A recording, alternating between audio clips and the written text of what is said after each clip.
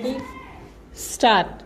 Let us now see how decentralized democracy in the Nagarpalika compares with decentralized democracy in the panchayats.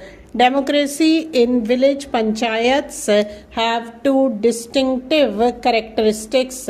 First, the individual voter has a close personal relationship and ready access to the elected representative because on an average each panch represents between 100 to 500 voters.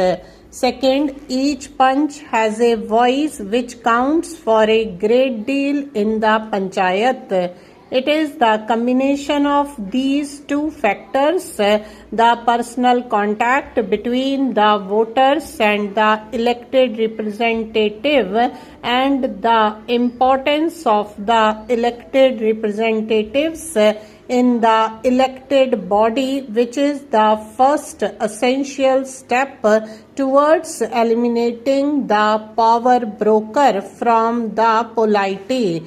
In contrast to the three levels of Panchayati Raj, we have so far only had single-tier municipal administration. This works fairly satisfactorily in smaller towns because the wards are small and the municipal council compact.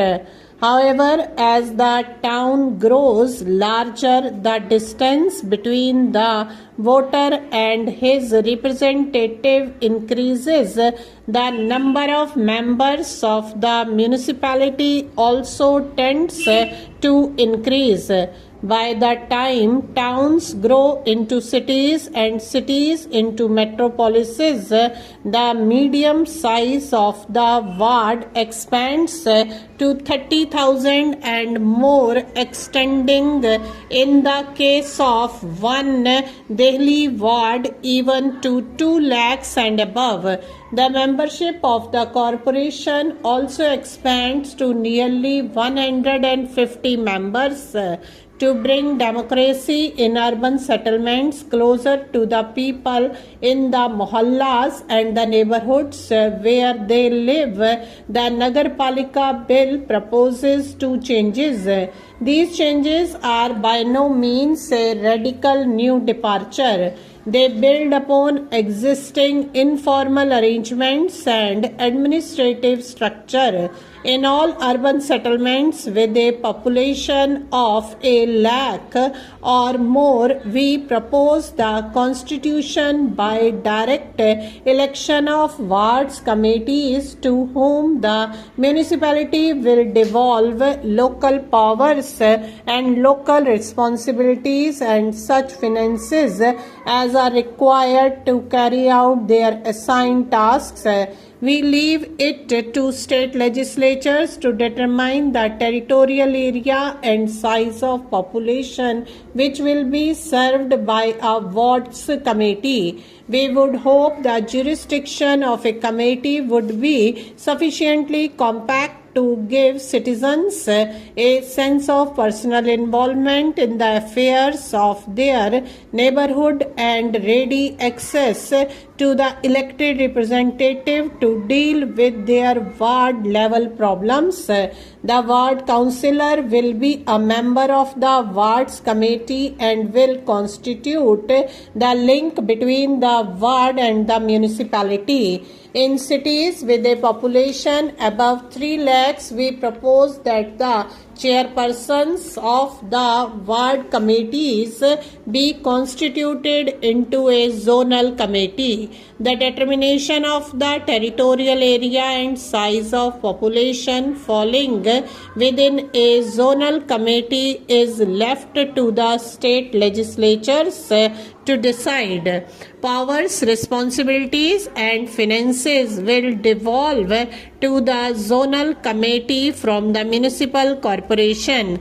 A great advantage of the introduction of a two-tier system of municipal administration in the larger municipal councils and of a three-tier system of municipal administration in municipal corporation is that it will leave councillors and corporates free to deal with city level issues with matters of policy such as city-wide infrastructure, overall economic and social development, linkages with neighboring municipalities and economic interaction with the district as a whole. Hitherto, the absence of effective representative local self-government has introduced a glaring distortions in our system. If a drain in a mohalla gets blocked, the ward councillor, the president of the municipality, the MLA, the MP and the local minister are all together approached to get the drain unblocked. Sometimes the unblocking of the drain even requires the intervention of the Prime Minister. The removal of such distortions requires a system change so that each level focuses on its level of responsibility.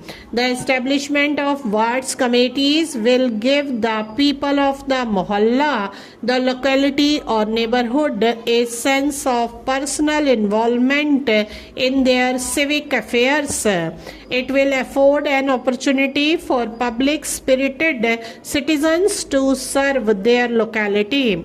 It will help focus attention on how the people themselves view their problems and the solutions they suggest. It will help mobilize local participation and local resources for local department development. It will give voluntary organizations a neighborhood forum in which to share ideas and explore the scope for citizen action. The city will then truly belong to the people. The importance of this, the poorer parts of the city cannot be overemphasized. Today, the unrecognized and unwanted are left uncared for. They huddle together in growing slums. They are unrecognized because they are unauthorized. They wait in dread on the moment when they will be uprooted. Uprooted, they settle themselves elsewhere to be settled somewhere they must. That they are unauthorized does not mean they do not exist. They do, and for their protection they turn to the slum bully who terrorizes them into submission, but in exchange offers a measure of protection. The children of the unwanted are then thrown into the underworld. The wards committee offer these unfortunates a new hope of a new dawn. The mohalla can begin looking after its own. Stop.